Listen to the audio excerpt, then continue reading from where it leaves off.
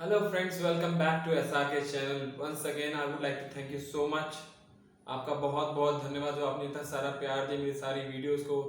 Last time मैंने mister Patrick Johnson की video upload की थी जो कि बेल्जियम से इंडिया आए थे और उन्होंने अपने पॉजिटिव थॉट्स के ऊपर अपना व्यूज दिए थे and that video has got lot of love from your side. Today again मैं आपके साथ एक और वीडियो शेयर करना चाहता हूँ जो कि मैंने एक इंटरव्यू रिकॉर्ड किया था।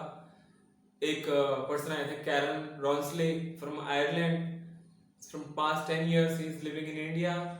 He is working on the restoring on water sources, cleaning the sites, and he has a good view and good thought process. How do we use water? How do we use plastic, and what we are wasting and what we should not waste? So let's have a few questionnaire with Mr. Caron Ransley, who's from Ireland. He has got few awards from the Jodhpur Maharaja. He would like to show you the same. And I feel proud that someone is from out of India. He's working on our resources. He's guiding us how to restore the water, how to use the food and everything. He has a good and he has a foresight how we go about the natural resources that we are misusing or how to utilize them. So let's begin. My name is Caron Ransley. I'm from Ireland. I have been working as a restorer of stepwells of the city of Jodhpur, a beautiful city called the Blue City is by many people. And I have been receiving awards for the work I've done from the Maharaja himself, who has sponsored much of the work that I've done in this city. The sponsorship was very kindly given by His Highness Gaj Singh II of Marwar, who is a very foresighted man. He has good recognition of the way we need to treat water in the future for our planet and for the sustainability of societies, particularly urban environments. We must take water much more seriously in the way we treat it and misuse it and so on. So I would say to everyone who listens to this blog, I think it is a blog, is it not? Yeah.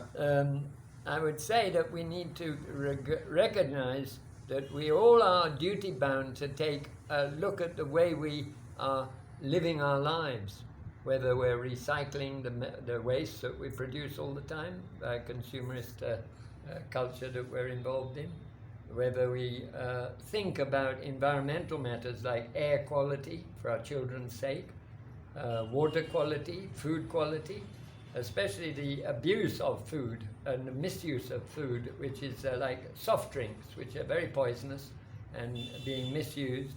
As Dhruv Rathi says in many of his blogs, that the environment is a thing we must take more seriously, and that's the reason I'm involved in environmental work, is to try and help people understand the limits of our abuses that we are involved in. Yeah, Karen, I have a question. So, do you think, what all measures can be taken to do this, like environment?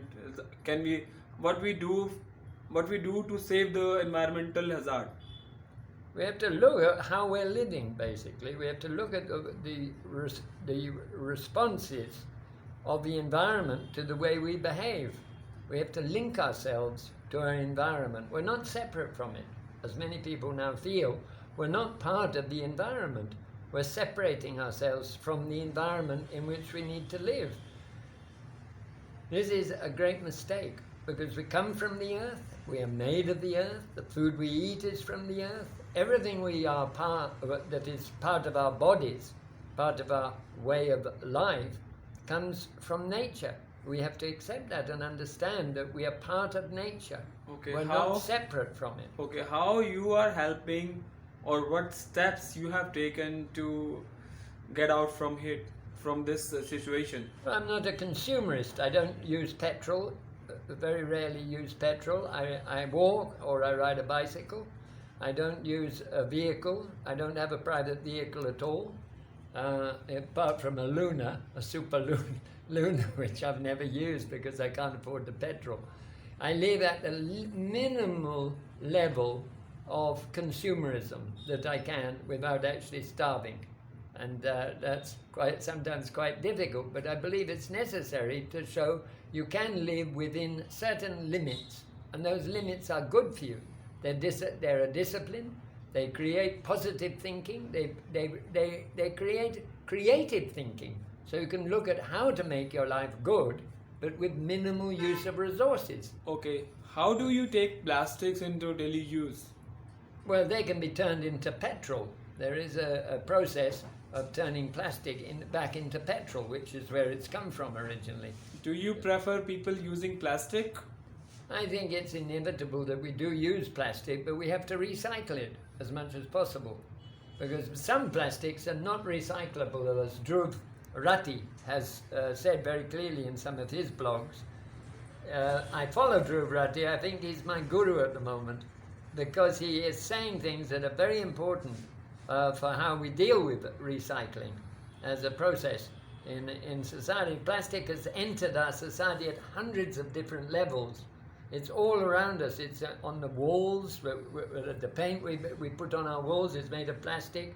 It's on the laminates that we use. It's on all these artificial things. It's on the body of cars. Many cars are now made out of plastic. Okay. So we have to find ways to use it intelligently and recycle it intelligently. Okay, what do you suggest people who are throwing garbage on the road or on the street? I think they have to look at themselves.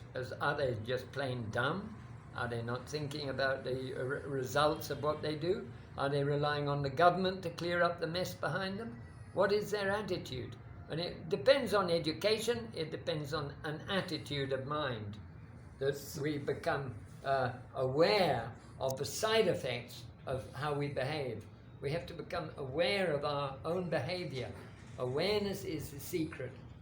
People who are throwing like dust or maybe mud into the river, or throwing plastics. Much worse things than that. There's excrement, where 10 million parts per thousand of human sewerage is going into the Ganga around places like Benares. You can see the details on blogs that are being shown.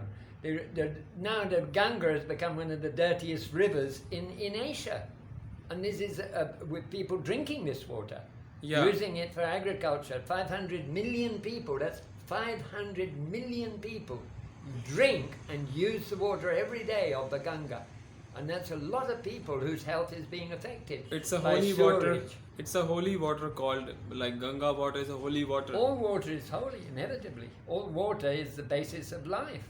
Yes. But if we contaminate it at every level, wherever it's convenient for an industry to pour its effluents into these water bodies and rivers, then we are going to all suffer the consequences, unless we stand up and say, no, that is not acceptable to the Hindu, it's not acceptable to the Muslim, it's not acceptable to the Christian. So where are the voices coming from? They're coming from scientists.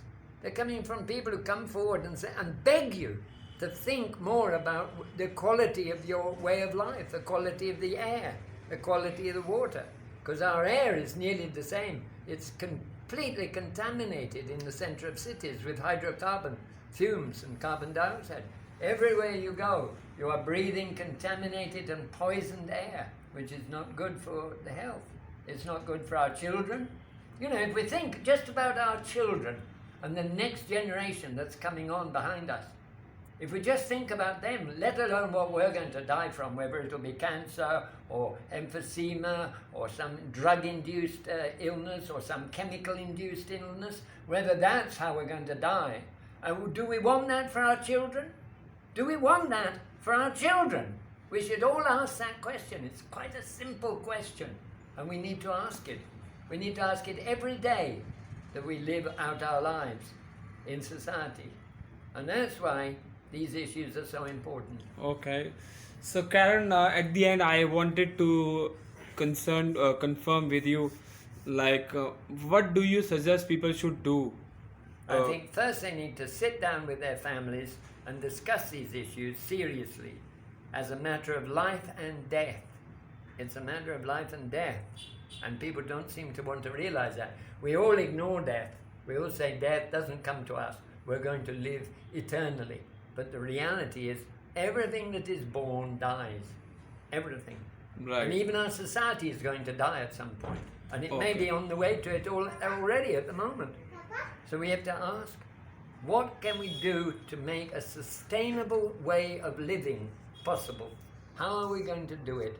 Not more greater numbers, but greater quality of life. Okay. Quality of life for our children, for our beautiful children that we all have.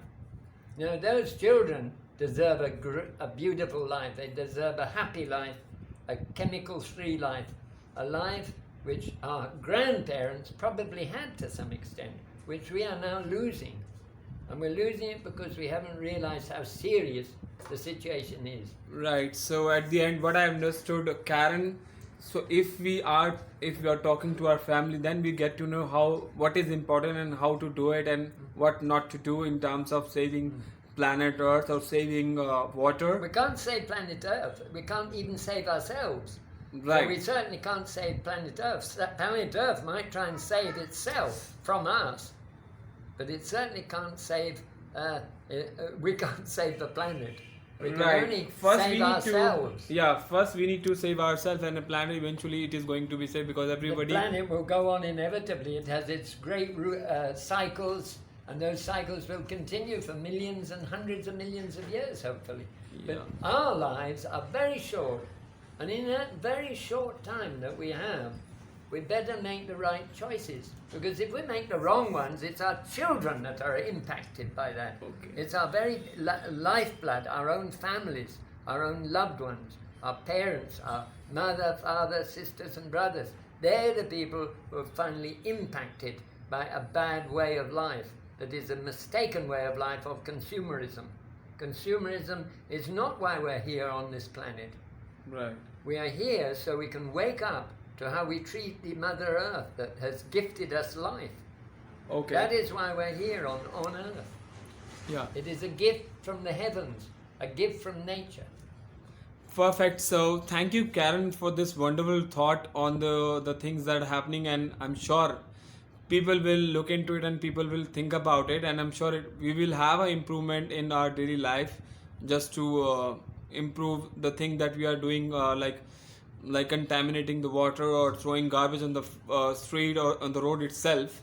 And I'm sure it will help a lot of people who will be watching this video. Thank you so much. Thank you so much for this wonderful time. Thank you so much. My great pleasure. Thank you. Thank you very much indeed.